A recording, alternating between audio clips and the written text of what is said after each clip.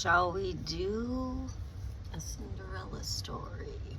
I wasn't gonna do many more of these because I've pretty much been cut off and since the silencing machine. But since I might not make it and they will have let that happen, and I'm sensing a lot of preventing me from doing the thing. Like they're trying to get me so injured that I'm decline, lose my home, and end up in a nursing home.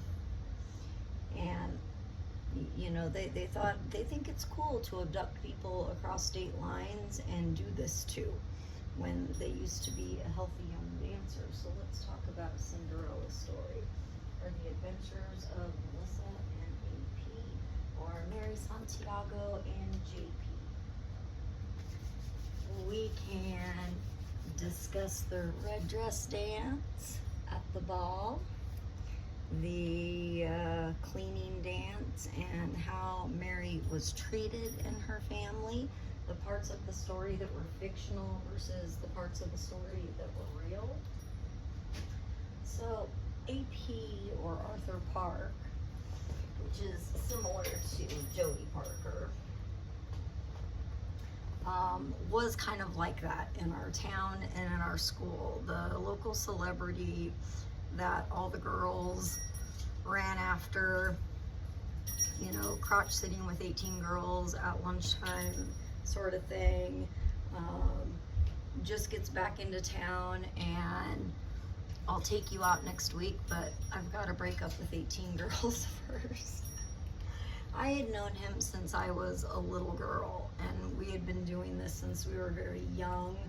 When the adults discovered that we had like dance chemistry together,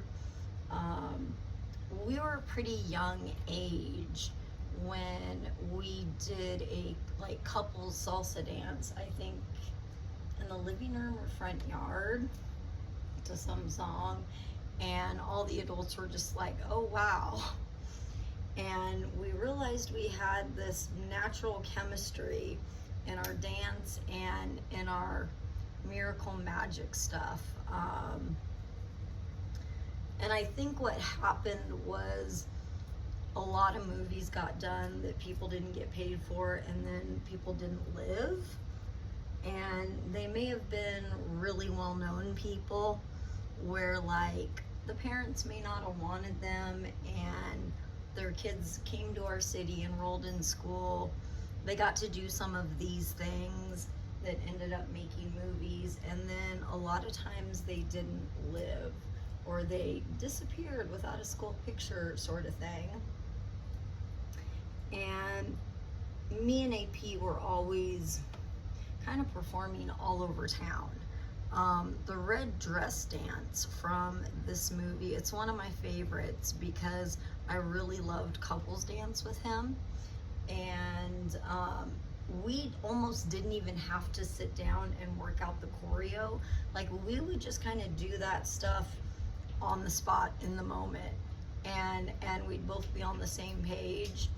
That dance has a lot of intricate footwork and lifts and stuff in it, which AP used to be so good at. He was the only dance partner I could find that could do that advanced level of work when we were really young, and he could do it on the spot without much practice. We didn't have to run it 20 times. We could kind of make it up on the spot. Like a lot of our dances that people saw out there, we didn't sit, and sometimes we did sit and rehearse. Like there were times that, you know, we had to work everything out.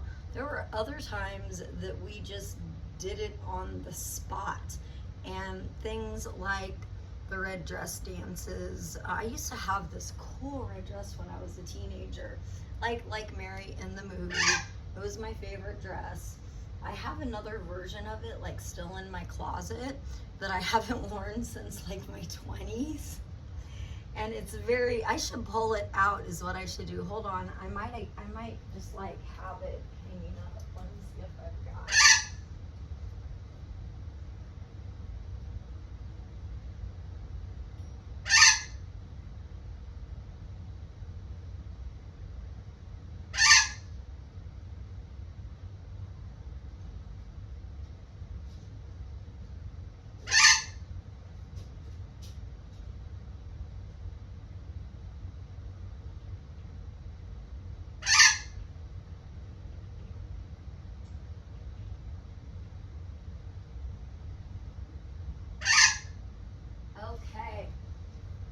found it. So I have had 3 or 4 versions of this dress throughout my life.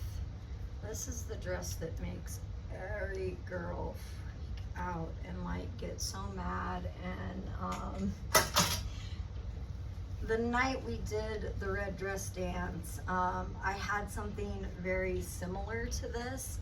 Here, I'm gonna back this up a little bit.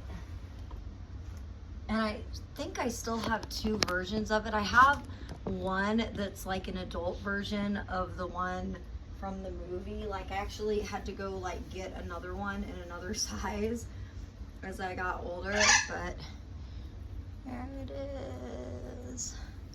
So yeah, the Mary Santiago red dress for when me and AP would do couples dances. AP used to love my red dresses, and sometimes AP couldn't handle it, and there would be times we'd be rehearsing like at a banquet hall or a ballroom or something, and mid-dance he runs off, and we did a lot of this like couples salsa dancing, and we always like to put it in as much stuff as we could, but a lot of the stuff that we were doing was not always set up for like couples Latin dancing and stuff. And when we were kids, this was actually something that we looked into when we were young dance partners just starting out. We looked into the possibility of going to a dance company and doing like competitive Latin dance together. And they sat down and told us about like the whole training regimen, that you live with your partner, you know, you become roommates, and you have to go through, you know, all day, every day together, breakfast, lunch, and dinner. That they sometimes do these exercises of like handcuffing the kids together so that they like bond. And when I started hearing about the training regimen when I was little, I was like, yikes. You know, they were talking 24/7 training, which I would have loved, like, and I was seriously considering it. And it seemed like every time I was like right on the verge of something like that, like a movie or an opportunity like that, they would always decide, no, the kids can't go, because it was going to live in another city without your parents. You're like 7 years old, and there's a lot of like little like young kids in Latin dance, and they are just phenomenal. So that was kind of like me and AP growing up. Kind of how we started was doing couples dances.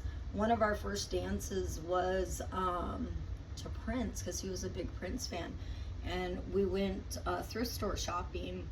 Kind of how we discovered that we had this chemistry was he just started breaking out into song and dance in the middle of a thrift store, and I joined in, and next thing you know, we're dancing all over the store like you see in the movies, you know. And it probably made for a lot of great movie scenes with us kids growing up.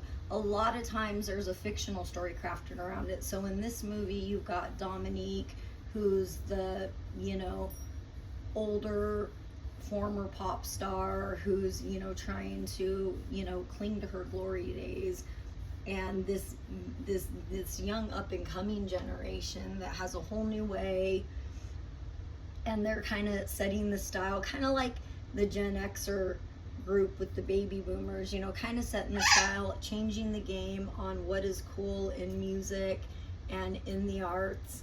And if you notice in this movie, that I keep saying this over and over, that in the 90s, Gen X kids prize themselves on being individuals, whatever their style. Like, you could be a goth kid and a jock and you know, or a dance kid or a band kid, and all these kids would get along together. And since it seems like our city was just an art city and there were these projects going on all the time, and AP would bring a lot of them. One of his first was Phineas and Ferb when we were really little, and by high school, you know, we'd get to school the first day of school, and he'd be like, I've already got 6 movies this year. How many movies do you got? And he would sign kids up, you know, like, you want to be in my movie, and, you know, I've got a part here or there for an extra or something. And at one point, one year he had 16 different movie deals, and another year he had 28. If you could imagine going through all day, every day, you're trying to go to high school, maybe you have an after-school part-time job, and you're doing 28 movies a year. And for me and AP, a lot of times we were the leads in the movies where, you know, we had larger roles, like in this movie. So the whole thing about Mary and JP kind of first meeting and falling in love and having to wade through this world of the Cinderella world of like a wicked stepmother and wicked step siblings, some of that was kind of fictionalized. Some of the moments, however, were not, like the dancing while you clean moment. I used to have to stay at home a lot. Like I wasn't always out there. There were times I was on like lockdown at home, and I would be given these huge lists of cleaning chores, and sometimes the friends would come over and help with stuff or try to come up with like ways to like let me go to the dance. You know, this mess is too messy. There's some funny moments in this movie that if you had been there at the time, and I don't even remember who all would have been in this aside from AP.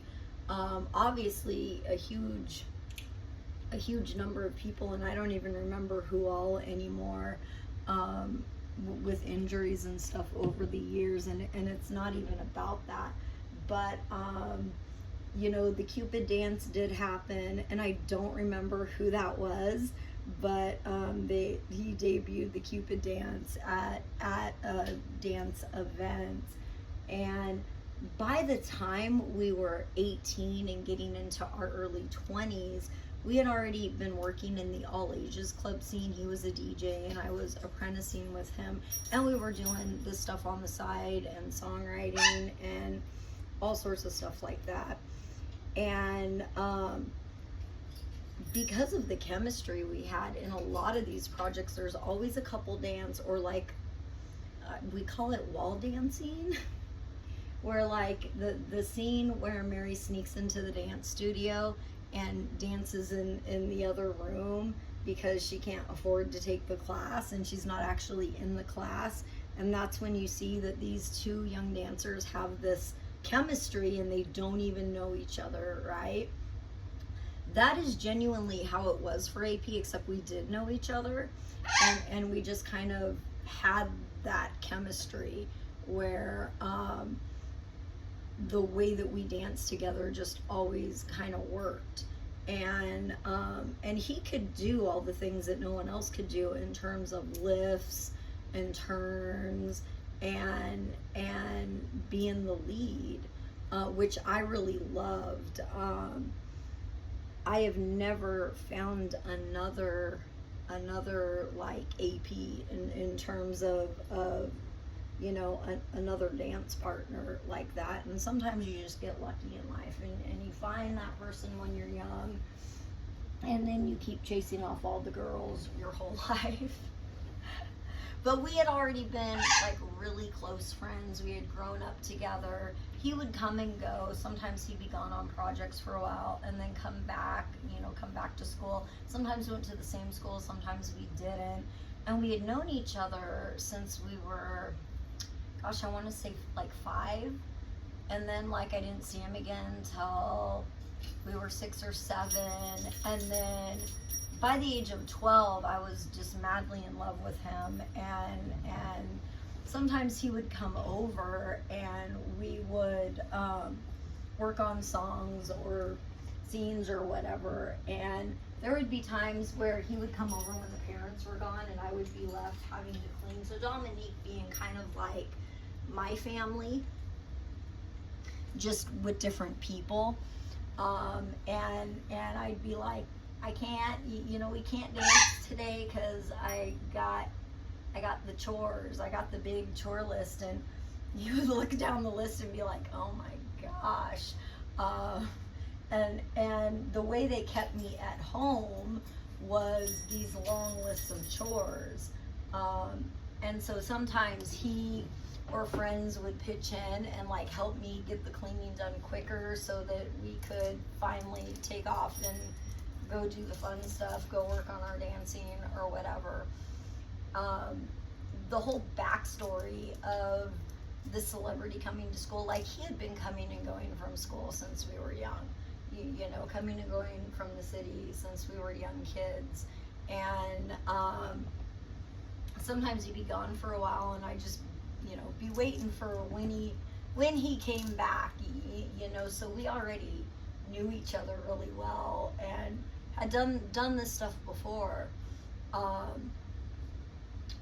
I never got paid for anything, and a lot of times I didn't always know even whose project was whose. If it was one of AP's projects, usually somehow I ended up in it just because like eventually they're gonna need a dance or a couples dance and go grab her.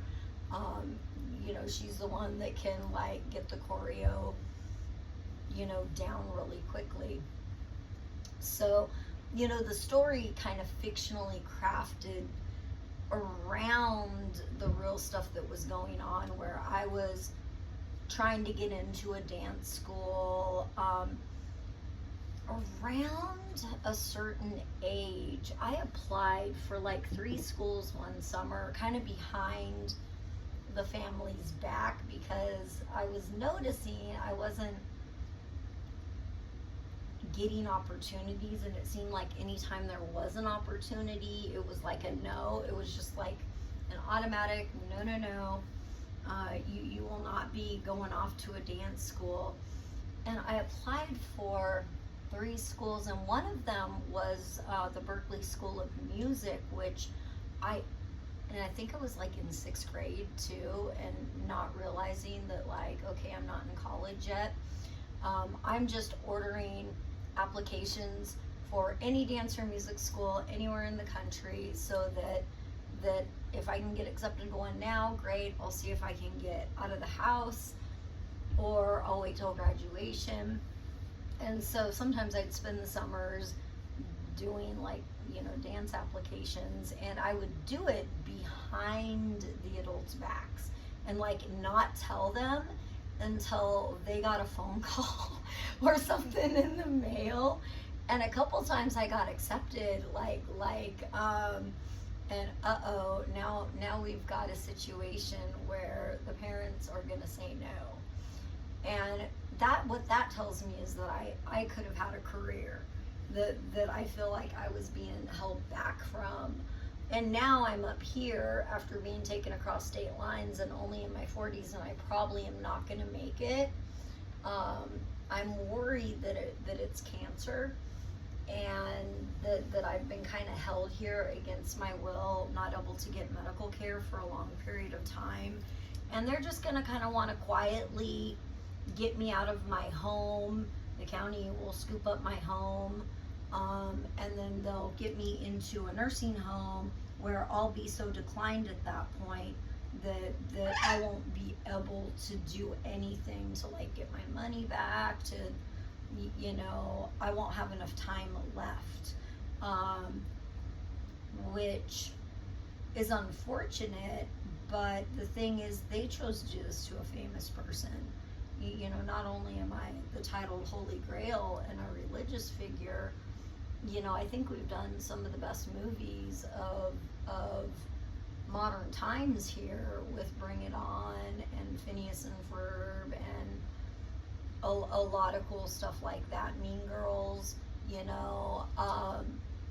clearly we were a city of kids that had an incredible amount of talent, and the problem is they're not all here anymore.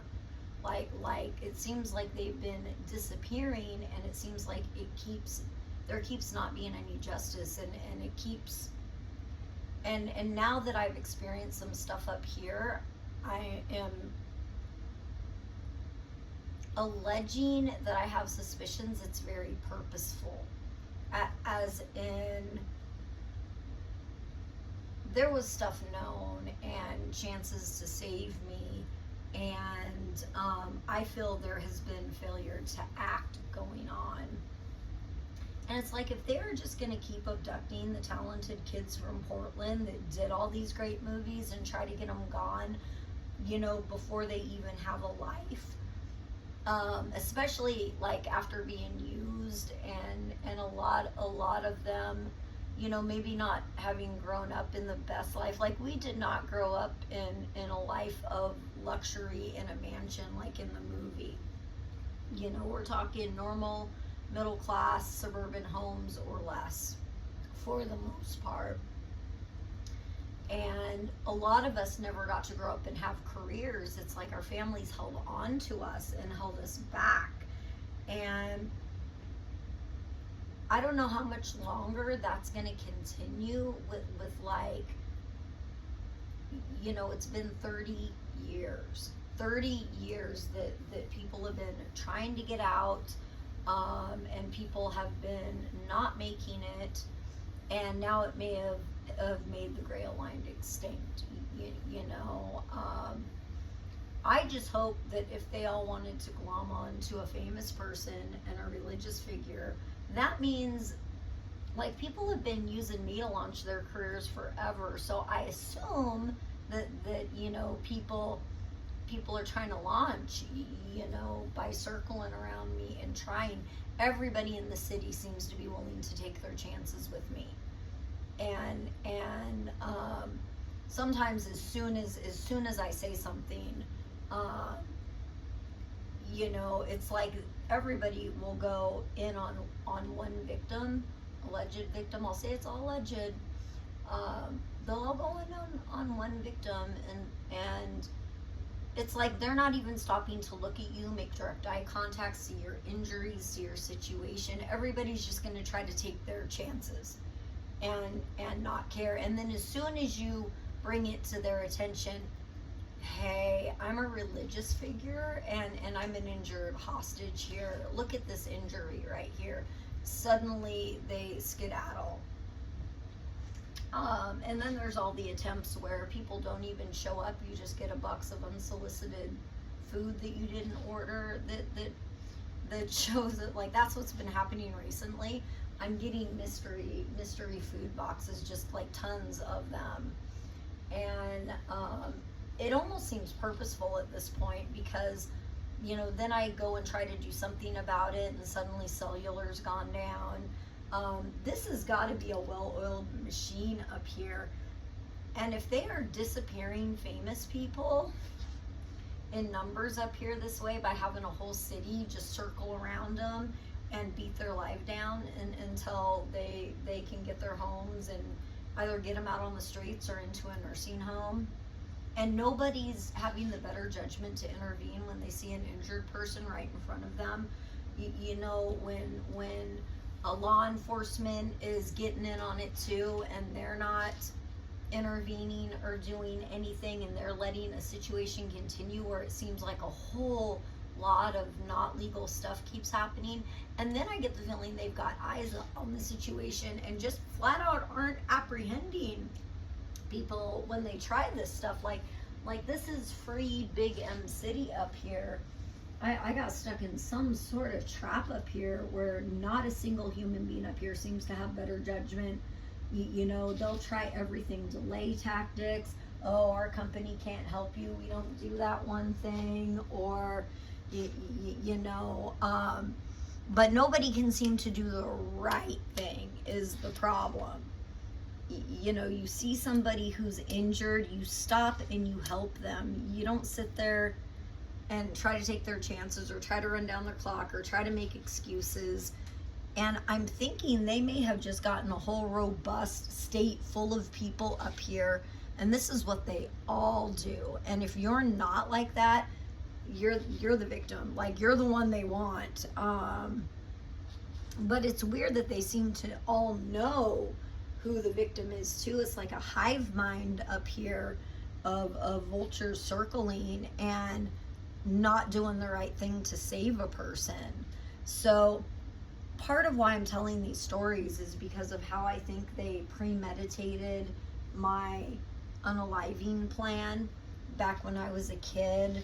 So when I point these things out, if they actually take action upon them, like if they prevent recourse for me, they prevent me selling my home in the time that I need, prevent medical care, make it so I have no choice but a nursing home, and if there are no like getting warrants and arrests made by then I'll just say it looks like everyone was in on it, and they may be abducting famous people from Portland and knocking them off, and they could have like a number of movie stars and celebrities and religious figures up here that they think they can just kind of keep quiet out here, and if they get enough people on it that no one will ever know.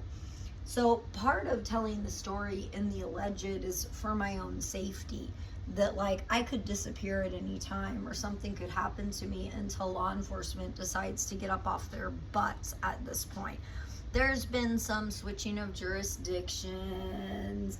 There's been some weird stuff happening in this that doesn't seem coincidental at this point. So if anything does happen to me, it happened to Missy from Bring It On, Mary Santiago from A Cinderella Story, Gretchen Wieners from Mean Girls, and the current Holy Grail and titled Light of the World. And I just don't think that should go unnoticed, and I'm going to ask people to press for justice, FOIA request. What happened to her? What happened to the Holy Grail in your state? Why didn't you intervene? Why did you have prior knowledge and not save her? Where are all the other people? Have they fled? And I'm hoping that people around the country will demand justice and not be quiet about it until that happens. I'm very worried some changes might take place in the recent future that could prevent some of that. But we'll see. We'll see what happens. What I see for America looks really bad, and it seems like nobody up here is caring about preventing future stuff or things like that. And then I'm thinking a whole lot of lives are on the line, and it's like those people themselves Charging screensaver don't even care. So Mary Santiago is here with her red dress that'll now probably get stolen because I showed it. off.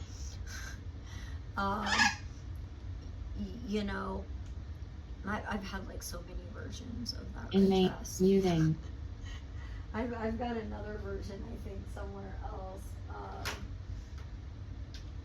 I haven't worn one of those since my 20s or 30s, but the thing now is that my whole life has been stolen. I've been prevented from having a career, a marriage, a family, an heir to pass my titles to and keep the family line going. And if people think that that's okay up here to do to a religious figure and not even care about like religious figure protocol too, like not putting hands on them, asking for consent even with medical care, not that they're giving me any of that.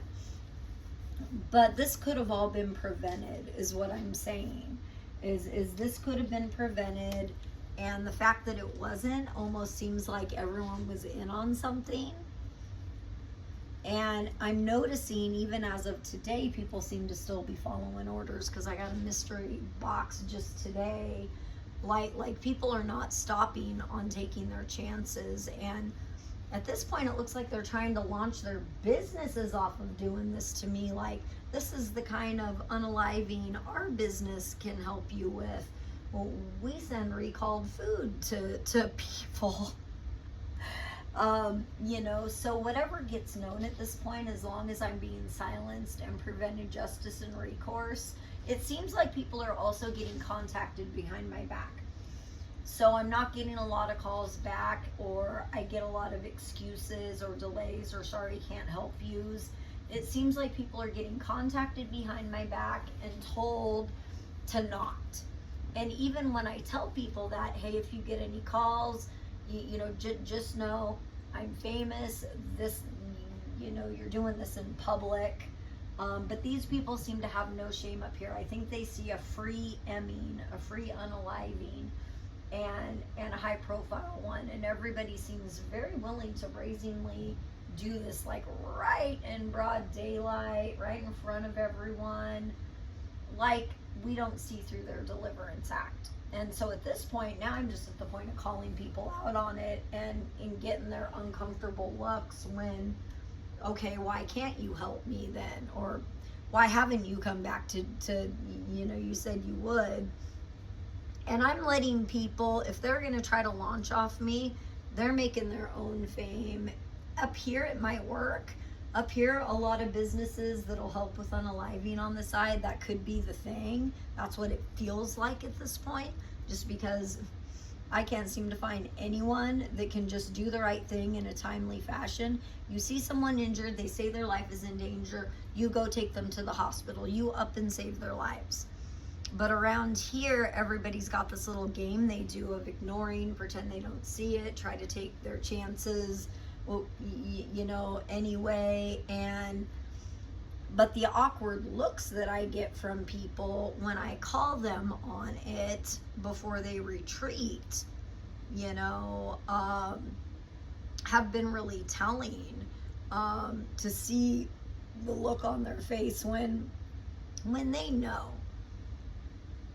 I've seen this look on the face of law enforcement, various business owners, people in this community. Like, everybody gets the same look when you call them on their stuff, but none of them are going to turn around and do the right thing. They literally still just say no and walk away, rather than, okay, you've got a chance to save a life here, and it's a religious figure whose line's going to go extinct.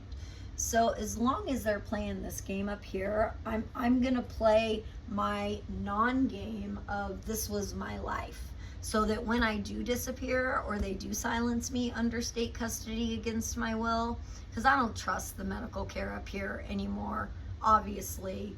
So I think I'm gonna get my pudding poisoned in a nursing home, honestly. And if they choose to play it out to that level, and go through with the whole plan. Like, I know what the plan was for me, and as people continue to act on it and follow orders from it, and I call them on it, and people just continue to do it, and law enforcement continues to do it too and allow it, everybody is doing this thing called premeditated, there's a certain kind of in the first degree sort of thing, that I don't think they take cases or follow the law or even any basic human rights up here. What they do is they all ignore it and don't do anything, and then it's too late, and then they can call it what they want later. And I think that's kind of the Devil's Rejects game they play up here altogether. Instead of, if it wasn't a full destructo job, letting people sell and get out means that there is no need for recourse later.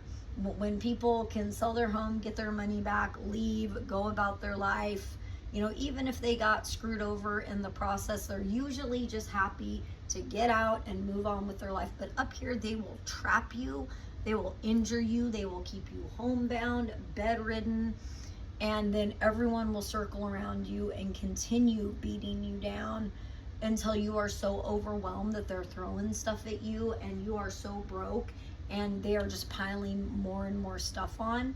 So right now, law enforcement, I've gotten a couple of hints that they actually might be listening in, and they might be seeing all the alleged illegal stuff that people might be doing to me, and they're just letting these people walk right in and out of here. It doesn't seem like people are getting arrested. And they weren't wanting to like take reports or nothing. I went and tried to look some up, and they don't exist, so no one ever took any. As you're sitting there trying to report, you know, that somebody, you know, said they were going to take your life, and in a way that, you know, the way that you would report. I can't say the actual word. So I do hope that people push for justice when I'm gone. And push for answers, demand it, FOIA request it if the records aren't there. I hope that people don't give up. People from Portland, they are abducting people up here to get rid of, and I think it will continue if nothing comes of this. It seems to have been going on for about 3 decades, and they don't seem to care who it is, and now they almost seem to be going for the more high profile, the better. So if you're a Portland person who has been in the scene, done any of the arts out there, they may be looking at you next. And if you guys in Portland do not stand up and demand some justice for the previous ones of us, demand some accountability, and demand that it stops, they will keep doing it. And they will beat your life down before they even bring you up here too. You'll have some sort of weird accident one day when you least expect it on your way home from work or something, and your whole life will change overnight, and the next thing you know, you're being scooped up here. And then they won't enforce the law. They'll let everyone get away with everything, and then it'll seem like they're in on it too. They're doing the Deliverance Act too, and then they don't leave you enough time.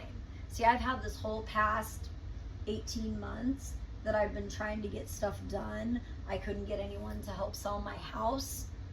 The several times that I tried, couldn't get anyone to help me with my trash, couldn't get anyone to provide medical care. They just completely cut you off up here. And even if it looks shameless and they're doing it right in public and they're pulling the Deliverance Act in broad daylight, so someone up here is controlling the Unaliving Club hive mind and literally must be giving orders. And so I think there is somebody up at the top at the county or state level that they have to be overseeing this whole operation. And it used to be just elderly ladies with assets they brought up here, but if they're taking young people now and high profile people, they're getting braver. This is a concentration camp up here is what it feels like. And they are just bravely going into people's neighbor homes like during the Holocaust where they don't belong, and or getting people to do it for them and scoop them up. So I do allege that it was a kidnapping by injury and not having any other choice and being promised things that never happened. And then it turned into a hostage sitch of confinement by various methods. And then it turned into a prevention and silencing sort of, that's where we're at now, is prevent her from getting anything done. See, these people know they've messed up. So if they allow me to get anything done out there, they are very, very worried if it gets out. And it seems like you know, I was prevented the ability to make my own arrangements, sell my home, find a better place, get out of this state, prevented making funeral arrangements. Like, they just want to poison your pudding in a nursing home and cremate you real quickie and go on to the next batch. And I'm sorry, but when you decide that you want to go after multiple religious figures and you want to cheap and dirty it that way, and you're getting that brave that you're just plucking them across state lines one after another, it starts looking weird. So I do hope that people hearing my stories will seek justice and accountability later. You know, tell them it's from Missy and Mary Santiago, that like they can't just keep plucking these kids out of Portland. There's not going to be any Gen Xers left if they keep this up. And I think unless Portland bands together, demands accountability for what's going on up here, and says that they need to put a stop to it down there, they got to keep an eye on each other down there too. Like, you guys down in Portland, you got to keep an eye on each other.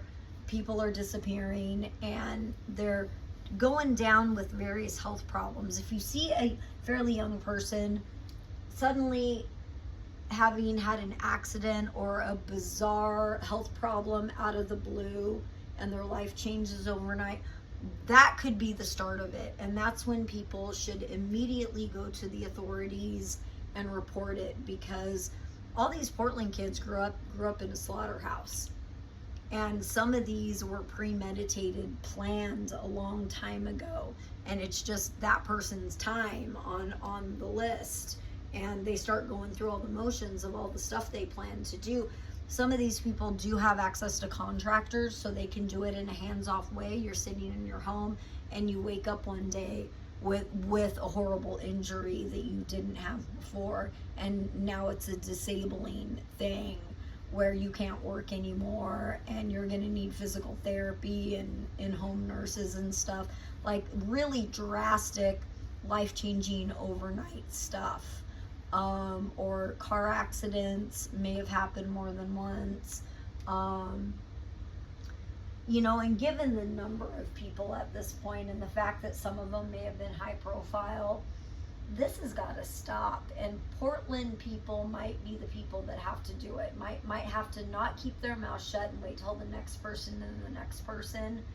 I don't care what people have done in their life, but you guys got to band together like we used to back in the days when we did these movies. Okay, back in the days when we did these movies, we all managed to get along despite whatever our personal style was, whatever clique we were in, you know, and we managed to get together and do some of the best dance scenes and movie moments of modern movie history. So you guys may need to be that again. Just do it in the real, you know, be real people and put a stop to it. And be there to help each other, look out for each other. Don't let someone get plucked up under a health condition by their family and secret it away. You know, check up on them, go see them, document it, report it if you need. Because I have concerns that it's going to keep happening, and if nothing happens over here with me, and there's no acknowledgement, and it just quietly goes away because I've declined to the point where I can no longer fight anymore, which may happen in the near future, it's gonna be up to the people of Portland to take care of each other and dig and look into our cases. This hasn't been just me. This has happened to a lot of people. And not always across state lines either. Sometimes it'll happen within your own city too. I think this is a 2-state slaughterhouse at the very least. You know, if you're not getting anywhere with law enforcement, go somewhere else. You know, and it might be time for Gen Xers to just band together and class action it and say, you know what, we've had enough of our people disappearing. We were talented people. We had promising futures. Our future, you know, we got used for the stuff, made the awesome stuff, and then we got held back, and now they're just plucking us off. And I don't know, do they need 20 or 30 more years of plucking us off? Have they had 30 years of slaughterhouse fun yet on a whole bunch of Gen Xers? So I know that you know, this isn't the typical teen comedy ending to this movie, but that is because Mary Santiago applied for dance school. She got accepted and she wasn't allowed to go. And now I'm up here today. So, you know, sometimes we see a movie ending and we think it has a happy ending. They win the competition at the end, you know, and everybody loves them, and you think it's a happy ending for the characters or the people behind the characters that the movie is based on, and it's not always a happy ending. You know, and I'm sorry that that's the way my story had to come out. That's not what I was aiming for. I would have much rather been able to go forward with the career I was building for myself, any number of them, because everything I tried had to get ruined for me. If you see other Gen Xers that seem to be helping on the wrong side, report them. Do not let them come help circle around these people, because they may have some people like that out there that may have done this more than once. You know, they show up, circle around all of yourselves and each other and tell them to go and report it, because they may have people out there doing that, looking for the next one. And as soon as these people get isolated at home with injuries, then it makes it possible for a ton of people to circle around. So Mary Santiago never actually got to go to a dance school, even though she may have gotten accepted to like more than one. And I'm sorry that that's the ending to that story. We sure had a lot of fun though growing up. We were pretty creative kids. Some of those moments, I don't remember my whole life, so sometimes it brings back little snippets of memories of like me and AP dancing and doing the red dress dance, and everybody just going wow. You know, if these people gave you those moments in Portland back in the day, protect them. Do not let them, don't let these people be next in as far as the people of Portland go. You know, protect them. Maybe if also, there's also, like, I don't know what people have been doing their whole lives, because there's a lot of people I haven't seen since I was young, and there's a lot of people I don't remember too. But maybe it's time for Portland to come out of the closet of, this is all the truly amazing content that we have done over the past few decades, whether you got paid for it or not. Some people may have, some people maybe not, and I don't necessarily know. And just say, we have had enough of this slaughterhouse. We are adults now. We are still being held back from our lives, and we've the frick had enough. And here's the awesome stuff that we've done. I know that in that world, they make you think that you cannot come out and tell your story. The way that these movies and stuff is done, some of it might be mob commissioned, some of it might be through acting groups and whatnot, and there's this culture of silence in the arts community, and you know, it's the same way in Hollywood, where you don't necessarily know the private lives of the people that you see on the screen.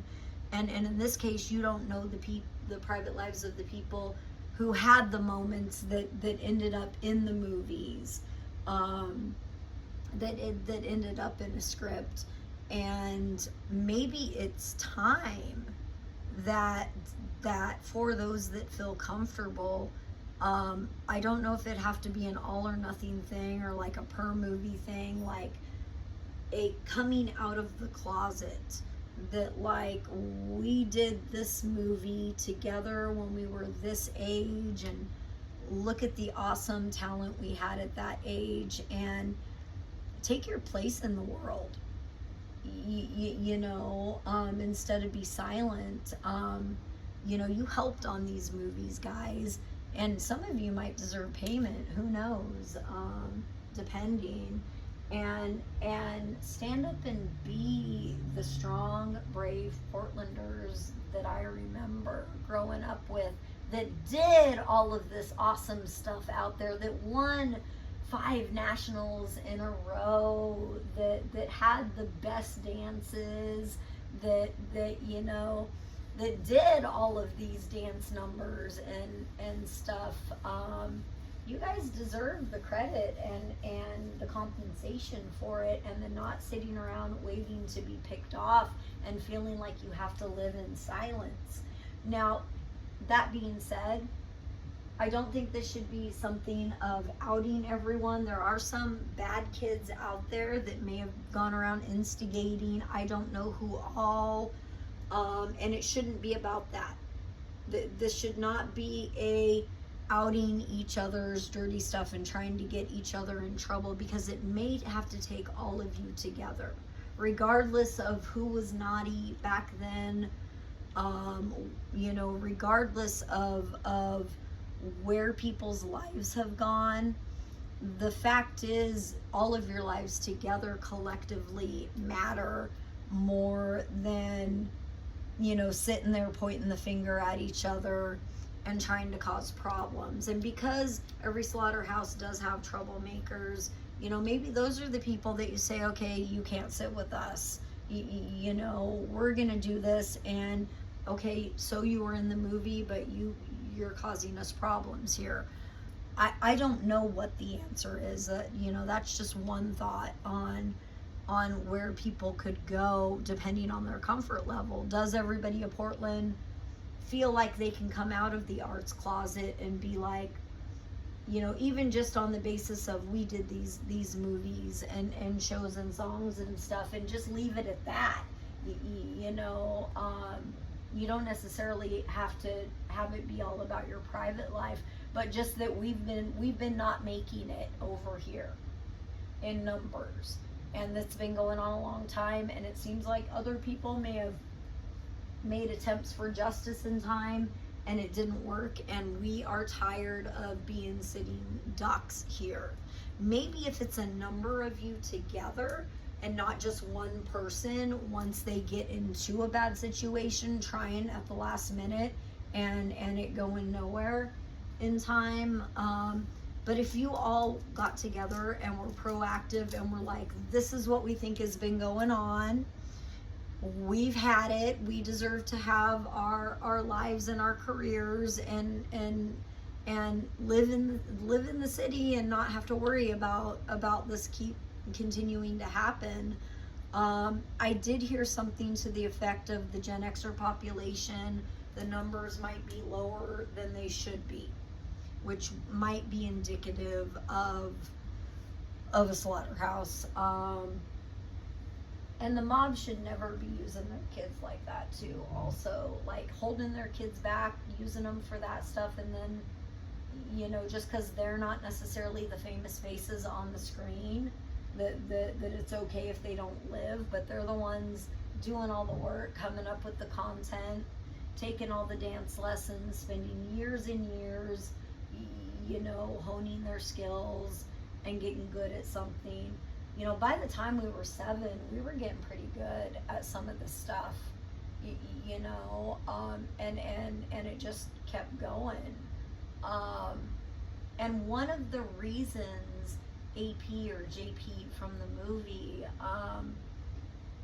did this, aside from hoping we could all have careers, was to alert, was to give kids a chance to tell their stories and to alert that something wasn't right in the city. And he's not here anymore, and all of his efforts will be for naught if everybody keeps not making it. Most of my family is gone now, and there has been nothing come of it. I've got friends that aren't here anymore. Nothing or not enough has come of it.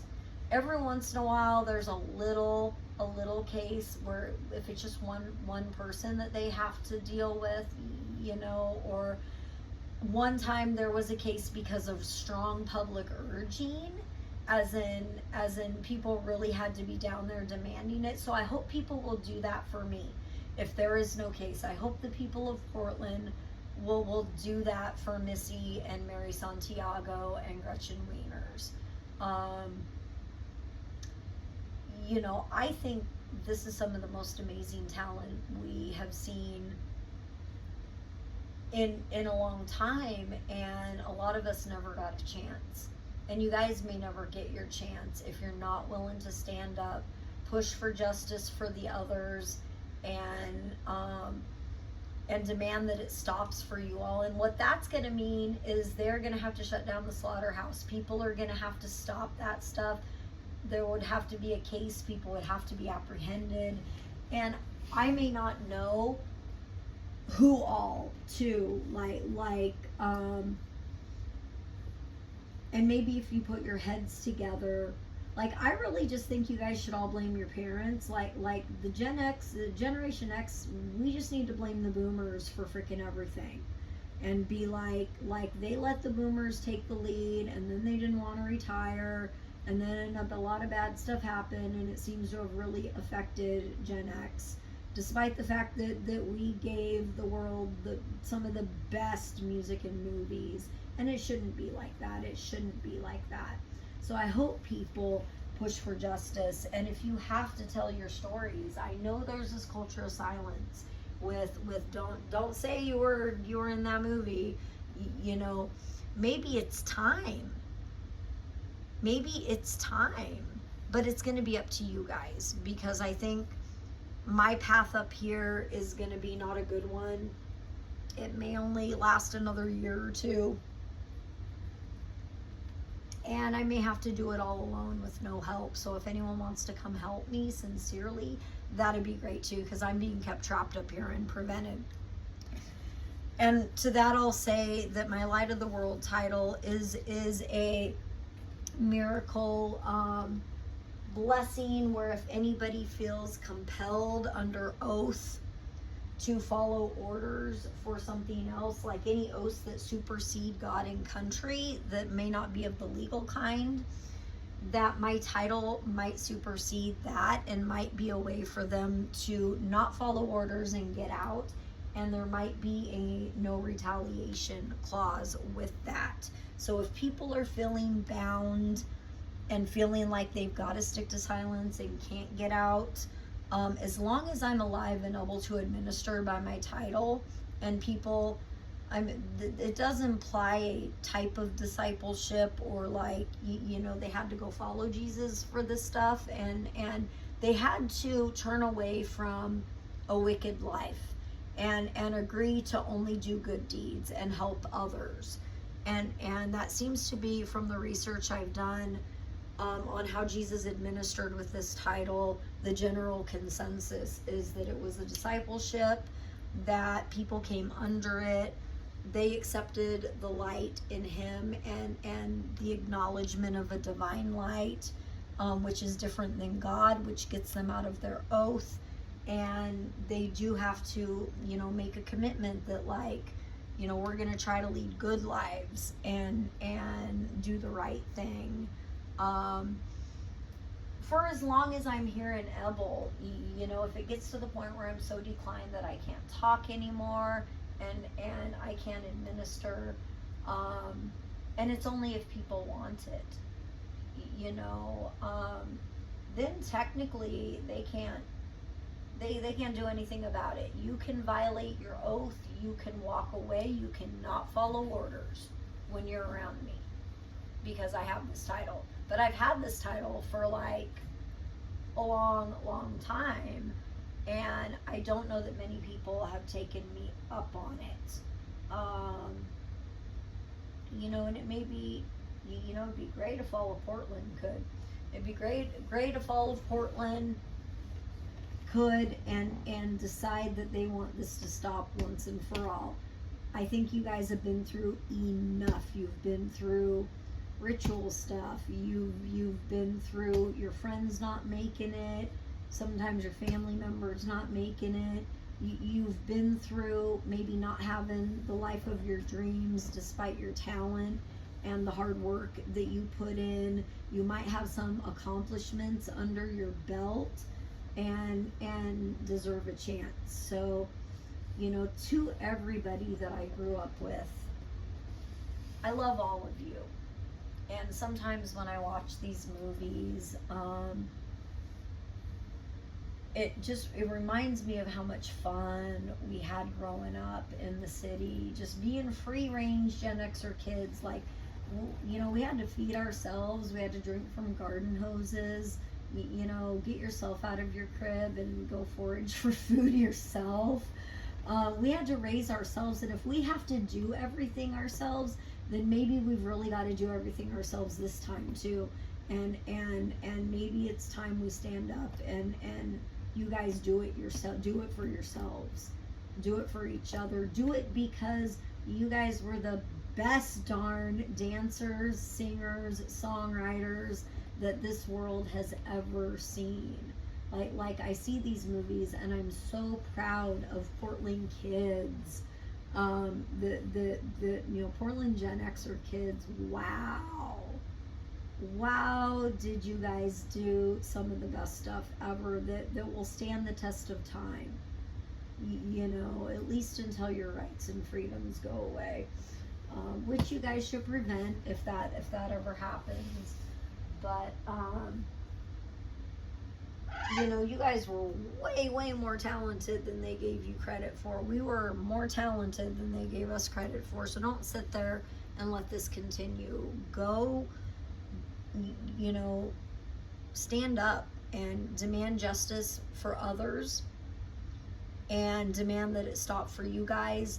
It may take a lot of urging by a lot of people. Like, I think one time it took protesting in the streets in order to get any action on a possible case on the heels of something tragic. So, and Portlanders are good at this, you guys. You guys know how to do that when you need to. You know, and it may be time. And if you need to use my title to be the just cause, to not follow orders, to not stay silent, you know, whether it's in the organized world or in the arts, okay? You know, if you acknowledge me by my title, I'll give you permission to do that. You know, that essentially is kind of a miracle religious title. I have a number of different titles. That one just happens to have some benefits just because of the spiritual aspect of that title behind it, and the fact that not many ever attain that title. It's pretty rare that you have somebody that attains the light of the world title. May have only been a few times in history. So you have a gift horse right now. Once I'm gone, that title will become defunct, and that opportunity might be gone with it. So I ask people, stand up, demand justice for me. If I end up in a nursing home, I would really like people protesting in the streets. And if you want to sing and dance and flash mob, you know your way to it, like only Portland Gen Xer kids can. My worry is that after me, it may not just be one or two people here and there anymore. It may actually be a lot of people. And so I'm saying this to you guys also as a warning down in Portland. Be very vigilant and careful. Walk each other to your cars. You know, if any of the stuff I said in this video you start seeing in someone else, they start having health problems, accidents, their parents are keeping them at home. Why is it that they made us raise ourselves as Gen Xers and then they never let us go? It's like they still wanted to hold on to us, but they didn't want to raise us and give us what we wanted, needed, or deserved. And so maybe it's time you guys just take it and demand that it's what you deserve. I've never seen more talented kids in my life than I have in the Gen Xers, and you all inspired me and AP in everything we did. You know, all the jokes and little school age disses aside, you guys of Portland inspired us in what we created, and I don't think it would have been like you know, if you guys hadn't been the most talented generation this world has ever seen, you know, this stuff wouldn't be so awesome today, where millennials and Gen Zers still love our movies. You know, decades later, these movies, it's like they were made yesterday. And when I think about a little 6-year-old girl sitting in her living room watching Missy from Bring It On and realizing that's what I want to do when I grow up. I want to be a cheerleader or a dancer, you know, and if it inspires young little girls to want to grow up and be the best they can be and go achieve their dreams, that's what these movies were for. And sadly, we didn't get to all do that. We did not get that chance. So I can only hope that decades later, these movies are still really popular, really beloved, and I just keep thinking how many little girls out there are realizing what they want to do with their lives when they see our movies. And that's because of all of you in Portland. That's because of you Gen Xers and all of you in Portland. Just being yourself. Like, the one thing about all these movies, that some of the funniest moments that happened was these Gen Xer kids, we were mouthy, we were sarcastic, we were over it with how we were being raised, this free reign but controlling way of life. You know, these things just came out of our mouths in the moment, just these the most sarcastic, hilarious things. And nobody was better at that than like AP and probably me too. You know, but that's kind of a trait of Gen Xers. So be that now. You know, be that mouthy. We're not gonna take it. And if you want to do it in style, do it in style. Demand justice. Demand that it stops for your city, and that it stops in the next city over. And demand your time and place in this world, because here's the thing. Gen Xers, they're in their 40s and 50s now. You guys are going to be retiring a lot sooner than you think. And a lot of us haven't even had a chance to like start building retirement. The boomers, they got to get started on that early because they were busy multitaskers, running their families, running the mob, running this slaughterhouse, running whole cities, and having their day jobs where they could build retirement funds and have more opportunities to make money too. So, you know, Gen Xers weren't really given, they didn't plan for our future. They didn't plan for America's future. It's going to be an open-ended free fall for the country, for everyone in the city, for Generation X, unless you guys get up there and dance your finale and your movie's ending, and you determine it yourselves. Choreograph your own dance ending to your own movie of Portland kids, of Gen Xer kids. What do you want your ending to look like? Do you want this to go on another 20 years, have things get worse in America, not have a retirement fund, no one knows what you did out there in the world and your awesome contributions to the arts, and then one day you're not there anymore and no one cares because they never knew who you were? So I know there's this culture of silence, and I know some bad stuff was going on around it.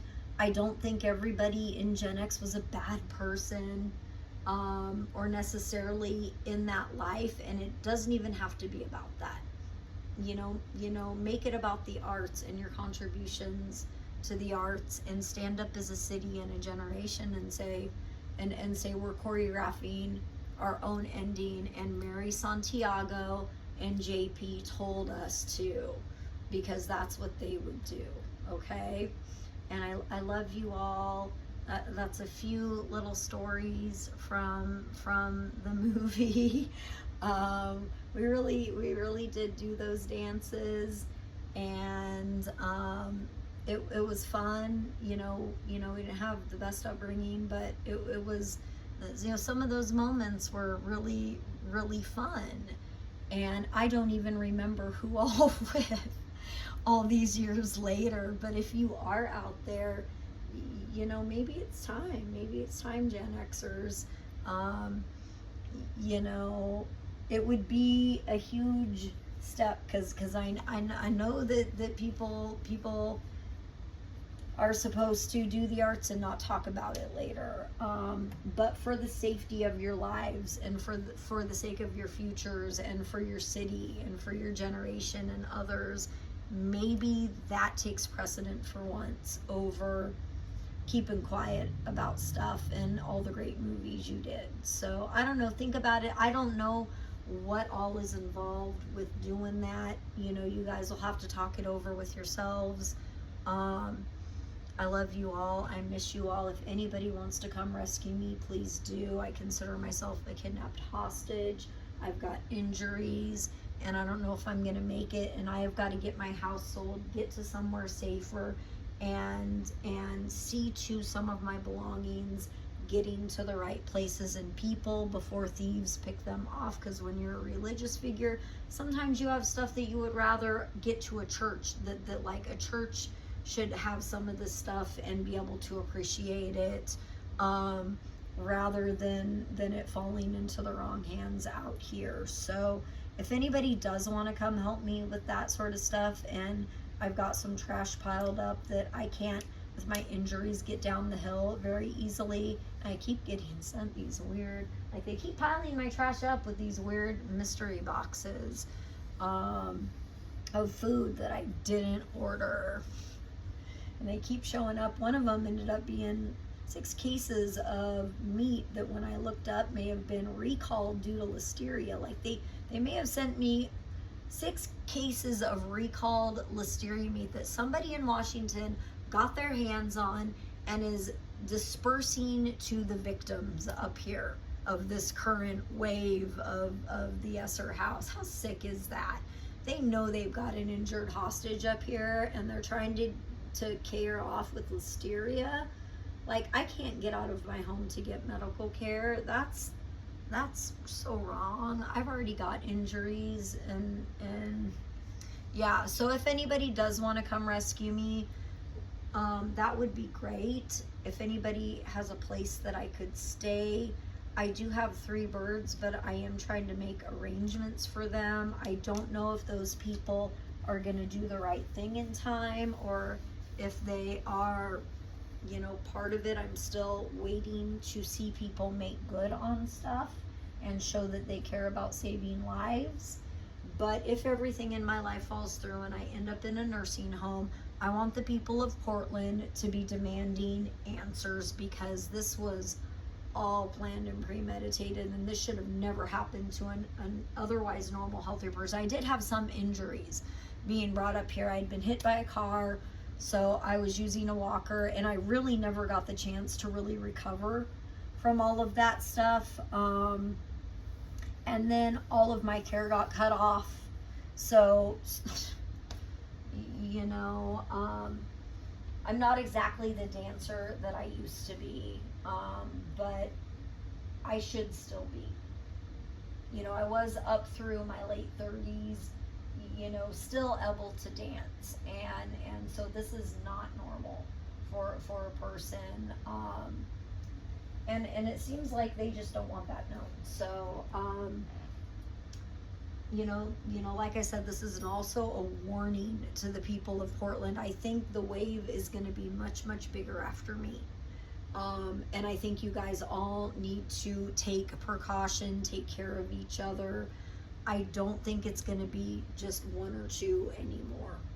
I have some serious concerns that it could be a lot of people. So if that helps any, and Mary Santiago and Gretchen Wieners and Missy, love you all.